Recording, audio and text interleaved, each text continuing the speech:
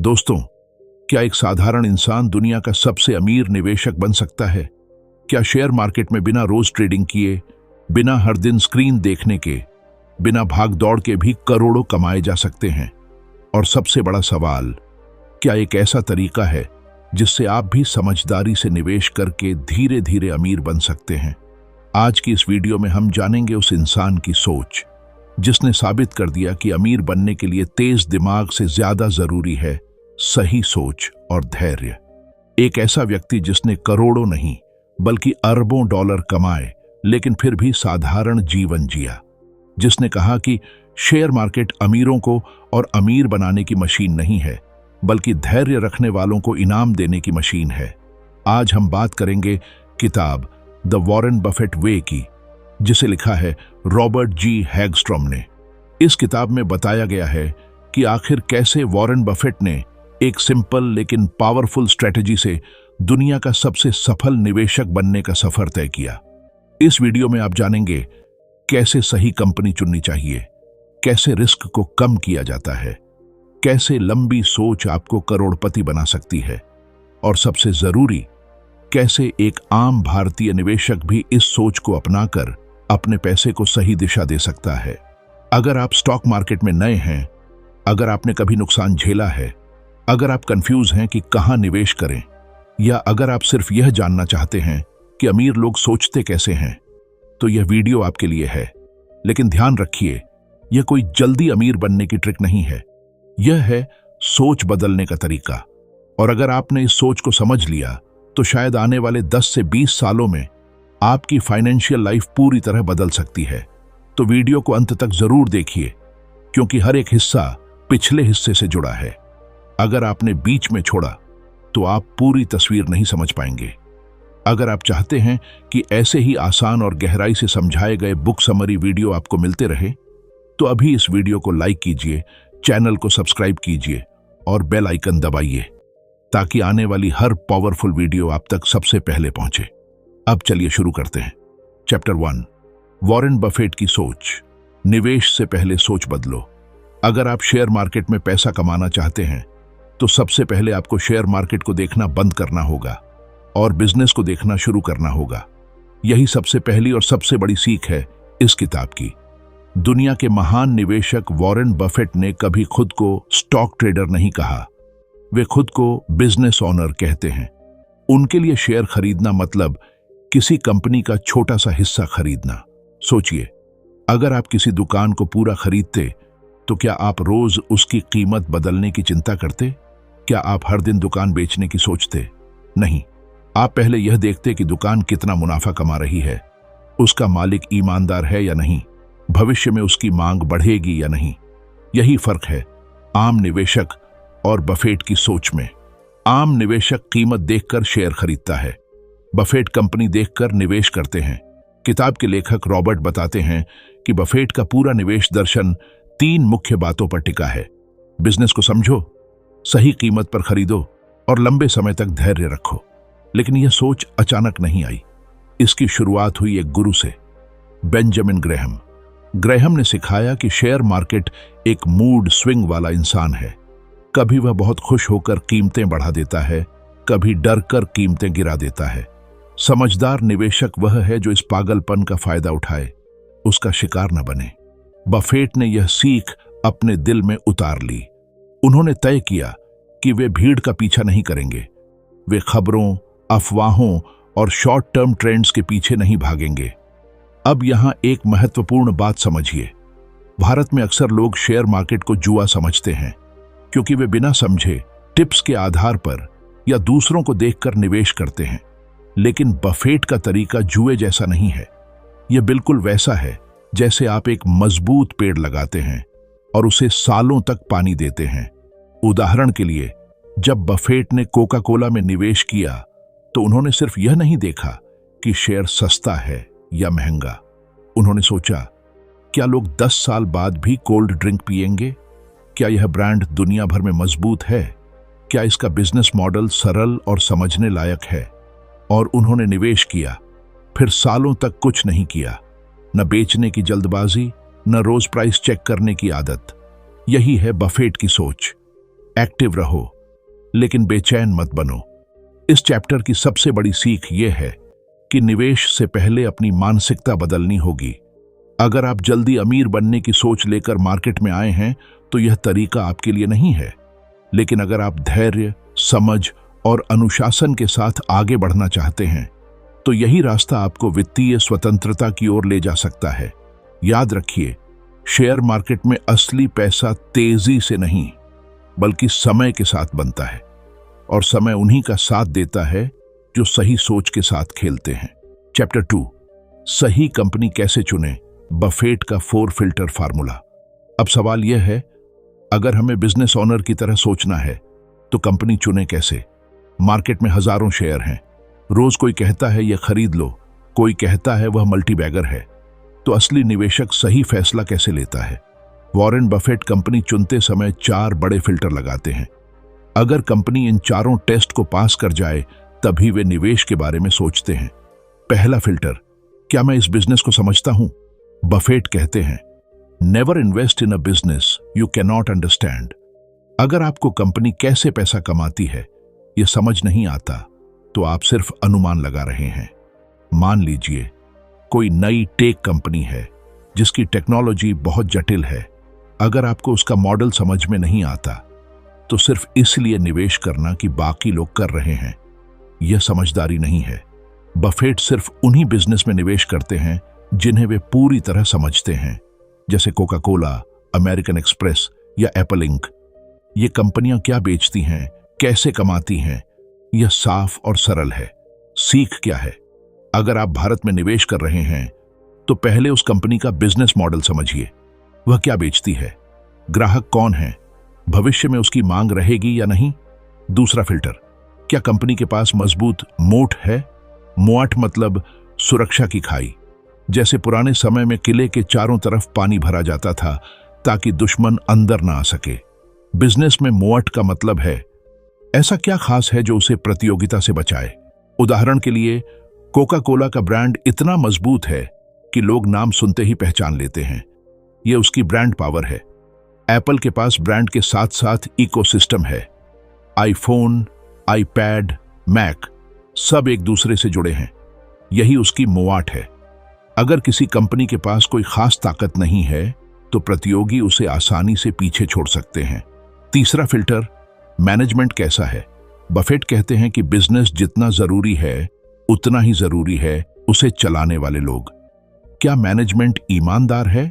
क्या वे share holders के पैसे को जिम्मेदारी से इस्तेमाल करते हैं? उदाहरण के लिए, जब बफेट ने अमेरिकन एक्सप्रेस में निवेश किया तब कंपनी एक बड़े संकट से गुजर रही थी, लेकिन उन्होंने देखा कि कंपनी का मैनेजमेंट मजबूत है और ब्रांड पर लोगों का भरोसा है। उन्होंने धैर्य रखा और वही निवेश आगे चलकर बहुत बड़ा रिटर्न बना। सीख क्या है? भारत में भी निवेश करने से पहले कंपनी की एनुअल रिपोर्ट पढ़िए। देखिए प्रमोटर की हिस्सेदारी कितनी है, कर्ज कितना है और पिछले सालों में उनका ट्रैक रिकॉर्ड कैसा रहा है। चौथा फिल्टर, क्या कीमत सही है? सबसे बड़ी गलती क्या होती है? अच्छी कंपनी को बहुत महंगे दाम पर खरीद लेना। बफेट कहते हैं, प्राइस इज व्हाट यू पे, value is what you get. मतलब कीमत अलग चीज है और असली मूल्य अलग। अगर कोई शानदार कंपनी है लेकिन उसका शेयर बहुत महंगा हो चुका है तो धैर्य रखिए, सही मौके का इंतजार कीजिए। यही कारण है कि बफेट कभी जल्दबाजी नहीं करते। वे मौके का इंतजार करते हैं और जब मौका आता है तो पूरा विश्वास के साथ निवेश करते हैं। इस चैप्टर की सबसे बड़ी सीख यह है, निवेश करना सिर्फ शेयर खरीदना नहीं है, यह एक पूरी जांच परख की प्रक्रिया है। समझो, जांचो, धैर्य रखो और फिर निर्णय लो।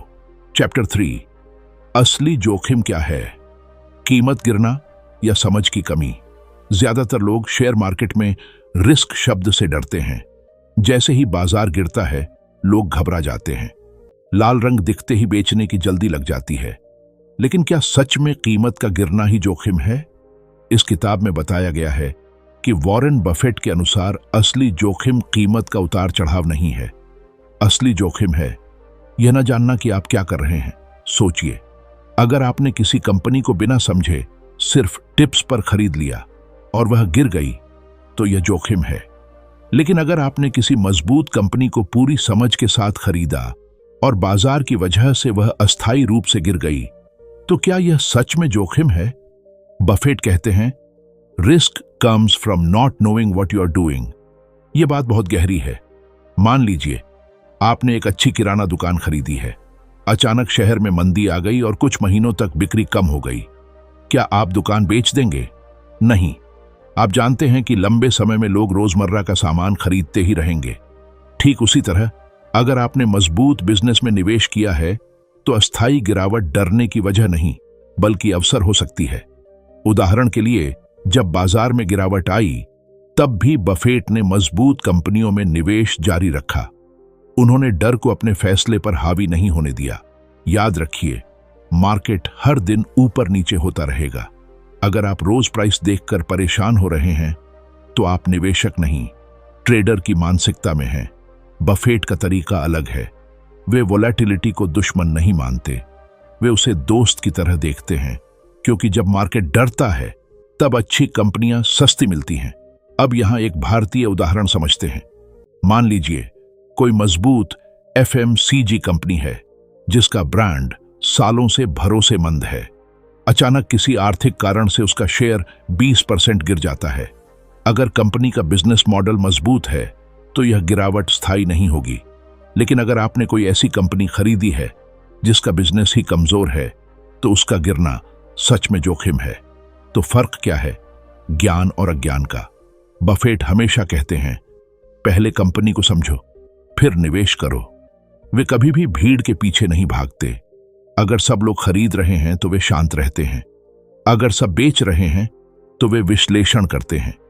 यही कारण है कि उन्होंने अपने जीवन में बहुत कम कंपनियां खरीदी, लेकिन जब खरीदी तो पूरे विश्वास के साथ खरीदी। इस चैप्टर की सबसे बड़ी सीख है, शेयर की कीमत रोज बदलती है, लेकिन बिजनेस की असली ताकत धीरे धीरे बदलती है। अगर आप अस्थायी गिरावट से डरकर बेच देते हैं तो आप खुद अपने रिटर्न के दुश्मन बन जाते हैं। लेकिन अगर आप समझ के साथ निवेश करते हैं तो गिरावट भी आपके लिए अवसर बन सकती है। चैप्टर 4, समय की ताकत, कंपाउंडिंग का जादू। अगर मैं आपसे कहूं कि शेयर मार्केट में असली सुपर पावर तेज दिमाग नहीं बल्कि लंबा समय है, तो शायद आपको अजीब लगे, लेकिन यही सच्चाई है। इस किताब में बताया गया है कि वॉरेन की सबसे बड़ी ताकत उनका धैर्य और समय को अपने पक्ष में इस्तेमाल करना था। बहुत लोग सोचते हैं कि बफेट इसलिए अमीर बने क्योंकि उन्होंने कोई जादुई शेयर पकड़ लिया, लेकिन असली कारण है कंपाउंडिंग। कंपाउंडिंग क्या है? जब आपका पैसा खुद पैसा कमाने लगे और वह कमाया हुआ पैसा भी आगे पैसा कमाने लगे।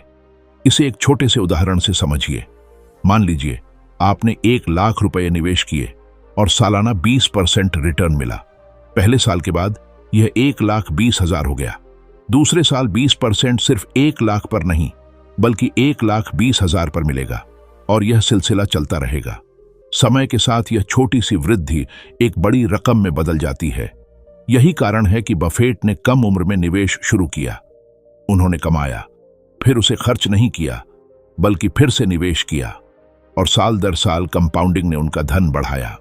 ध्यान दीजिए, बफेट की कुल संपत्ति का बड़ा हिस्सा उनकी जिंदगी के आखिरी 20 से 25 सालों में बना। क्यों? क्योंकि कंपाउंडिंग को काम करने के लिए समय चाहिए। भारत में अक्सर लोग जल्दी रिटर्न चाहते हैं। कौन सा शेयर जल्दी डबल होगा, यह सवाल ज्यादा पूछा जाता है, लेकिन बफेट का सवाल अलग होता है। कौन सा बिजनेस 10 से 20 साल बाद भी मजबूत रहेगा? उदाहरण के लिए, जब उन्होंने कोका कोला में निवेश किया तो उन्होंने कुछ महीनों या 1 साल का लक्ष्य नहीं रखा। उन्होंने सोचा लोग दशकों तक यह प्रोडक्ट खरीदेंगे, और वही हुआ। समय के साथ उनका निवेश कई गुना बढ़ा। यहां एक और महत्वपूर्ण बात है, कंपाउंडिंग तभी काम करती है जब आप बीच में बार बार निवेश को तोड़ते नहीं हैं। अगर हर गिरावट पर बेच दिया, हर तेजी में मुनाफा बुक कर लिया, तो कंपाउंडिंग रुक जाती है। बफेट का तरीका है, सही कंपनी चुनो, सही कीमत पर खरीदो और फिर उसे समय दो। इसे ऐसे समझिए जैसे आपने आम का पेड़ लगाया। अगर हर साल जड़ खोद कर देखेंगे कि कितना बड़ा हुआ तो पेड़ मर जाएगा, लेकिन अगर धैर्य रखेंगे तो कुछ साल बाद वही पेड़ ढेर सारे फल देगा। इस चैप्टर की सबसे बड़ी सीख है, मार्केट में समय बिताना मार्केट को टाइम करने से ज्यादा जरूरी है। आप कब खरीदते हैं यह उतना महत्वपूर्ण नहीं जितना यह कि आप कितने समय तक निवेशित रहते हैं। चैप्टर 5, फोकस्ड इन्वेस्टिंग, कम लेकिन दमदार निवेश। ज्यादातर लोग मानते हैं कि जोखिम कम करने के लिए बहुत सारे शेयर खरीदने चाहिए। 20 से 30 कंपनियों में थोड़ा थोड़ा पैसा लगा दो ताकि अगर एक गिर जाए तो दूसरा संभाल ले। लेकिन बफेट की सोच इससे अलग है। इस किताब में बताया गया है कि बफेट डाइवर्सिफिकेशन को अज्ञानता के खिलाफ सुरक्षा मानते हैं। उनका कहना है कि अगर आप सच में जानते हैं कि आप क्या कर रहे हैं तो बहुत ज्यादा शेयर रखने की जरूरत नहीं है। वे कहते हैं कि जीवन में कुछ ही बेहतरीन अवसर आते हैं और जब वे आते हैं तो आपको पूरे विश्वास के साथ निवेश करना चाहिए। बफेट ने अपने पोर्टफोलियो में दर्जनों कंपनियां नहीं भरी, बल्कि कुछ चुनिंदा मजबूत कंपनियों में बड़ा निवेश किया। उदाहरण के लिए उन्होंने कोका कोला और अमेरिकन एक्सप्रेस जैसी कंपनियों में बड़ा हिस्सा लिया क्योंकि उन्हें उनके बिजनेस पर गहरा भरोसा था। सोचिए, अगर आप किसी बिजनेस को पूरी तरह समझते हैं, उसकी ताकत जानते हैं, उसके भविष्य पर विश्वास है, तो क्या आप उसमें छोटा निवेश करेंगे? शायद नहीं। बफेट का मानना है कि ज्यादा शेयर रखने से आपका ध्यान बंट जाता है। आप हर कंपनी को गहराई से नहीं समझ पाते। लेकिन जब आपके पास 5 से 8 मजबूत कंपनियां होती हैं तो आप उन्हें अच्छे से ट्रैक कर सकते हैं, उनकी रिपोर्ट पढ़ सकते हैं और धैर्य के साथ जुड़े रह सकते हैं। इसका मतलब यह नहीं कि सारा पैसा एक ही शेयर में लगा दिया जाए। इसका मतलब है कि समझदारी से चुने गए कुछ बेहतरीन बिजनेस में विश्वास के साथ निवेश किया जाए। भारत में कई लोग टिप्स के आधार पर अलग अलग शेयर खरीदते रहते हैं और धीरे धीरे उनका पोर्टफोलियो उलझ जाता है। बफेट का तरीका साफ है, पहले गहराई से समझो, फिर सीमित लेकिन मजबूत चुनाव करो। इस चैप्टर की सबसे बड़ी सीख यह है कि सफलता फैलाव से नहीं, फोकस से आती है। अगर आप हर मौके के पीछे भागेंगे तो असली मौके को पहचान नहीं पाएंगे। लेकिन अगर आप धैर्य रखकर सही अवसर का इंतजार करेंगे और पूरे विश्वास के साथ निवेश करेंगे तो समय के साथ वही निवेश आपकी वित्तीय आजादी का आधार बन सकता है। अगले चैप्टर में हम जानेंगे कि बफेट भावनाओं को कैसे नियंत्रित करते हैं और क्यों वे कहते हैं कि शेयर मार्केट में असली लड़ाई बाहर नहीं, अंदर होती है। चैप्टर 6, भावनाओं पर नियंत्रण, शेयर मार्केट की असली जंग। शेयर मार्केट में सबसे बड़ी ताकत जानकारी नहीं, बल्कि भावनाओं पर नियंत्रण है। इस किताब में बताया गया है कि बफेट ने अपनी जिंदगी में सबसे बड़ा फायदा इसलिए उठाया क्योंकि उन्होंने अपने डर और लालच को खुद पर हावी नहीं होने दिया। मार्केट जब तेजी में होता है तो लालच बढ़ता है। लोग सोचते हैं कि यह शेयर और ऊपर जाएगा और वे बिना सोचे समझे खरीद लेते हैं। जब गिरावट आती है तो डर बढ़ता है और वही लोग नुकसान में बेच देते हैं। यही आम निवेशक की सबसे बड़ी गलती है। बफेट कहते हैं कि जब लोग लालची हों तो आपको सावधान रहना चाहिए और जब लोग डरे हुए हों तो आपको अवसर ढूंढना चाहिए। इसका मतलब यह नहीं कि हर गिरावट में खरीद लें, बल्कि इसका मतलब है कि भावनाओं के बजाय विश्लेषण के आधार पर निर्णय लें। उदाहरण के लिए, जब बाजार में बड़ी गिरावट आती है तो न्यूज़ चैनल डर फैलाते हैं, सोशल मीडिया पर नकारात्मक खबरें छा जाती हैं और निवेशक घबरा जाते हैं। लेकिन बफेट ऐसे समय में शांत रहते हैं। वे अपने आप से पूछते हैं, क्या कंपनी का बिजनेस सच में खराब हुआ है या सिर्फ मार्केट का मूड खराब है? अगर बिजनेस मजबूत है तो गिरावट उनके लिए अवसर है। यही मानसिकता उन्हें भीड़ से अलग बनाती है। भारत में भी कई बार ऐसा हुआ है जब बाजार में भारी गिरावट आई, लेकिन कुछ साल बाद वही बाजार नए रिकॉर्ड पर पहुंचा। जो लोग डरकर बाहर निकल गए वे बाद की तेजी का फायदा नहीं उठा पाए। इस चैप्टर की सबसे बड़ी सीख यह है कि शेयर मार्केट में असली लड़ाई चार्ट से नहीं, आपके दिमाग से होती है। अगर आप अपने डर और लालच को नियंत्रित कर लेते हैं तो आधी जंग जीत चुके हैं। याद रखिए, बाजार आपको हर दिन परखेगा, लेकिन अगर आपकी सोच मजबूत है तो आप हर परीक्षा में टिके रहेंगे।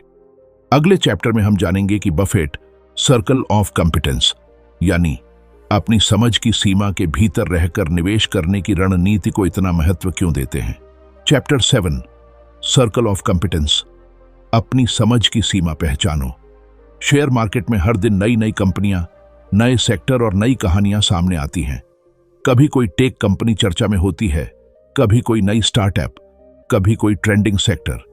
ऐसे में आम निवेशक को लगता है कि अगर वह हर मौके में शामिल नहीं हुआ तो कुछ बड़ा मिस कर देगा। लेकिन बफेट की सोच बिल्कुल अलग है। इस किताब में बताया गया है कि बफेट हमेशा अपने सर्कल ऑफ कॉम्पिटेंस यानी अपनी समझ की सीमा के भीतर ही निवेश करते हैं। इसका मतलब है कि वे सिर्फ उन्हीं बिजनेस में पैसा लगाते हैं जिन्हें वे गहराई से समझते हैं। अगर कोई कंपनी कितनी भी लोकप्रिय क्यों ना हो, लेकिन उसका मॉडल समझ में नहीं आता तो वे उसे छोड़ देते हैं। बफेट का मानना है कि आपको हर मौके को पकड़ने की जरूरत नहीं है, आपको सिर्फ सही मौके को पकड़ने की जरूरत है। उदाहरण के लिए, कई सालों तक उन्होंने टेक कंपनियों में निवेश नहीं किया क्योंकि उन्हें उनका बिजनेस पूरी तरह स्पष्ट नहीं था। बाद में जब उन्हें एप्पल का बिजनेस एक कंज्यूमर ब्रांड की तरह समझ में आया, तब उन्होंने निवेश किया। यह दिखाता है कि वे ट्रेंड के पीछे नहीं भागते, बल्कि समझ के आधार पर निर्णय लेते हैं। सर्कल ऑफ कॉम्पिटेंस का मतलब यह नहीं कि आपकी समझ बहुत बड़ी होनी चाहिए। इसका मतलब है कि जो भी समझ है उसे साफ और मजबूत बनाइए। अगर आप बैंकिंग सेक्टर समझते हैं तो पहले उसी पर फोकस कीजिए। अगर आप एफएमसीजी कंपनियों का मॉडल समझते हैं तो वहीं गहराई से रिसर्च कीजिए। भारत में अक्सर लोग दोस्तों की सलाह, सोशल मीडिया टिप्स या ट्रेंड देखकर निवेश कर देते हैं और बाद में पछताते हैं। लेकिन बफेट का तरीका है, जहां समझ नहीं वहां निवेश नहीं। इस चैप्टर की सबसे बड़ी सीख यह है कि सफलता हर जगह हाथ आजमाने से नहीं मिलती, बल्कि अपनी ताकत पहचान कर उसी क्षेत्र में टिके रहने से मिलती है। अगर आप अपनी समझ की सीमा को पहचान लेते हैं और उसके भीतर धैर्य से काम करते हैं तो धीरे धीरे वही सीमा आपके लिए अवसरों का खजाना बन जाती है।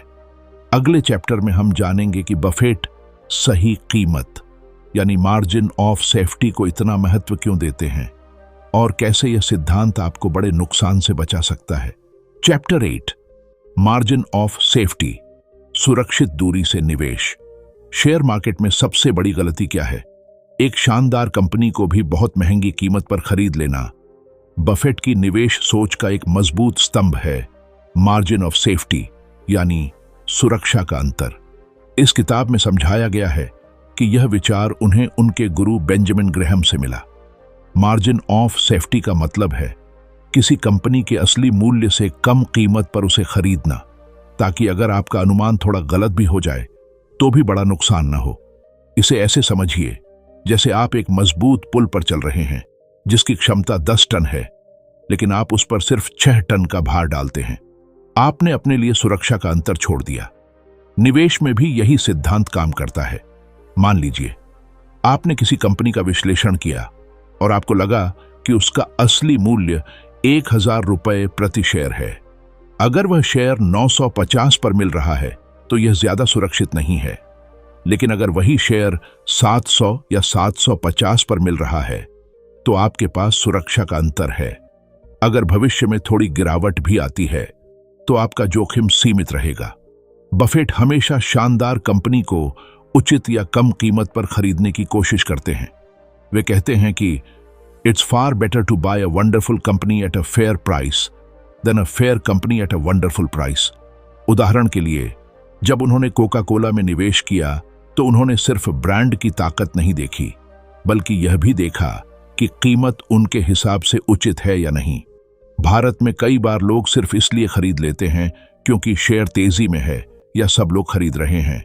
लेकिन अगर कीमत बहुत ज्यादा हो चुकी है तो भविष्य का रिटर्न कम हो सकता है। मार्जिन ऑफ सेफ्टी आपको भीड़ के जोश से बचाता है और आपको सोच समझकर कदम उठाने की ताकत देता है। इस चैप्टर की सबसे बड़ी सीख यह है कि निवेश में धैर्य सिर्फ सही कंपनी चुनने में नहीं, बल्कि सही कीमत का इंतजार करने में भी है। अगर आप थोड़ी सुरक्षा के साथ निवेश करेंगे तो लंबे समय में आपका आत्मविश्वास भी मजबूत रहेगा और आपका पोर्टफोलियो भी।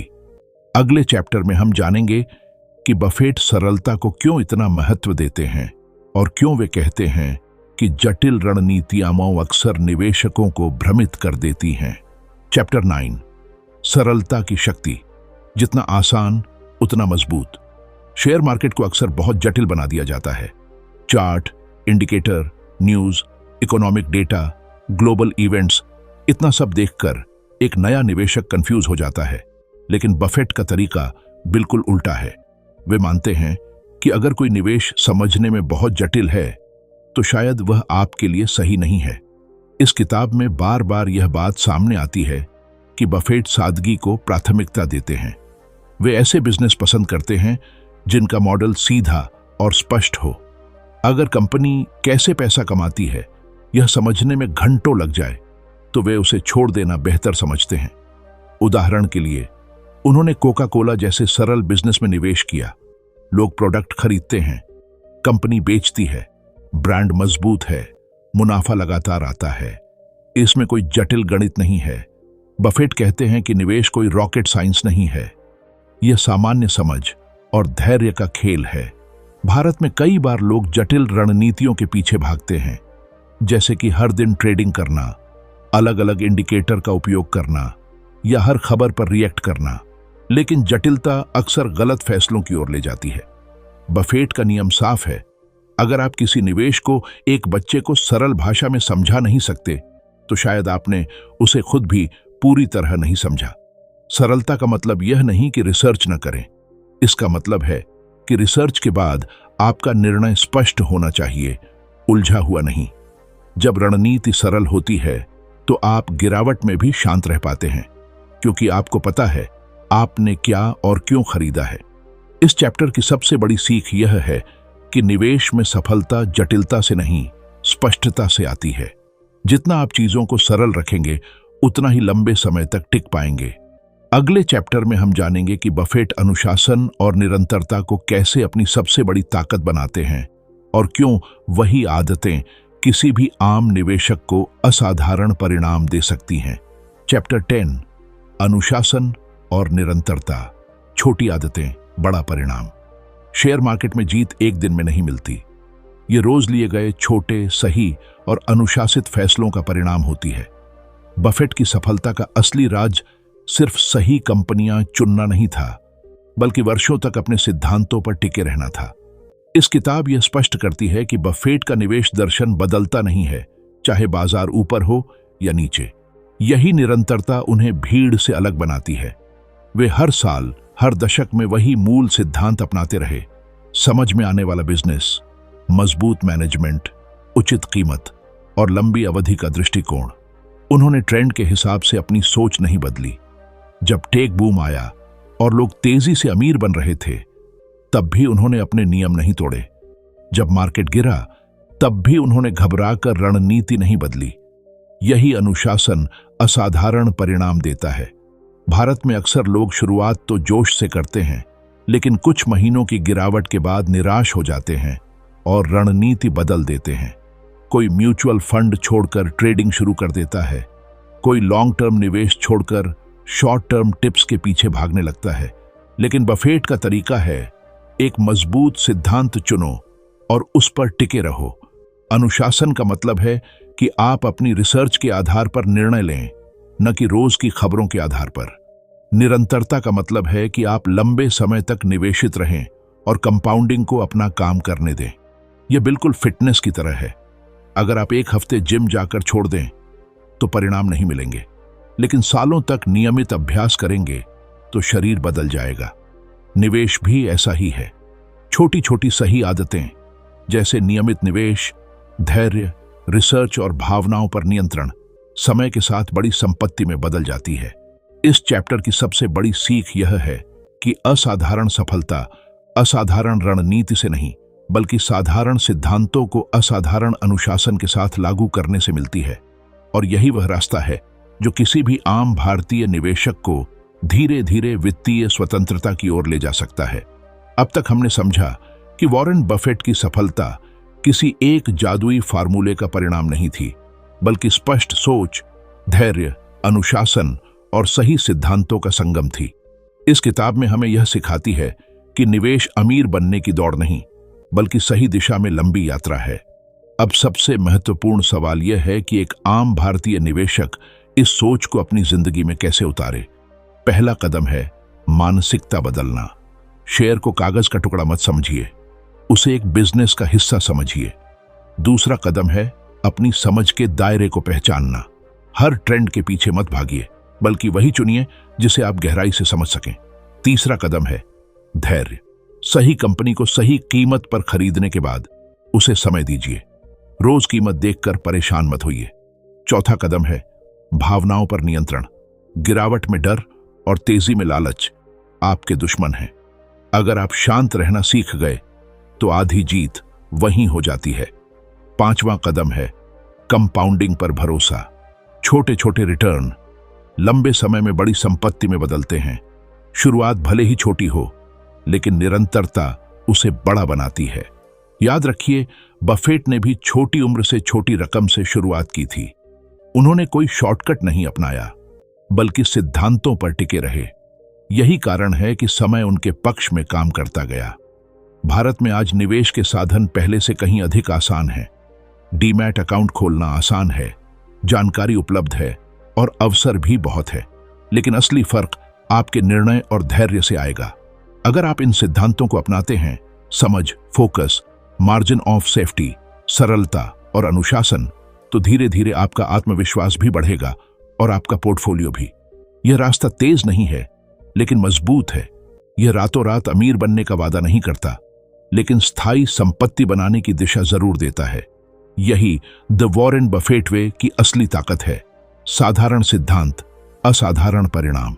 अब यह आपके हाथ में है कि आप भीड़ का हिस्सा बनकर उतार चढ़ाव में बहेंगे, या एक सच्चे निवेशक की तरह सोचकर अपनी वित्तीय यात्रा को नई दिशा देंगे।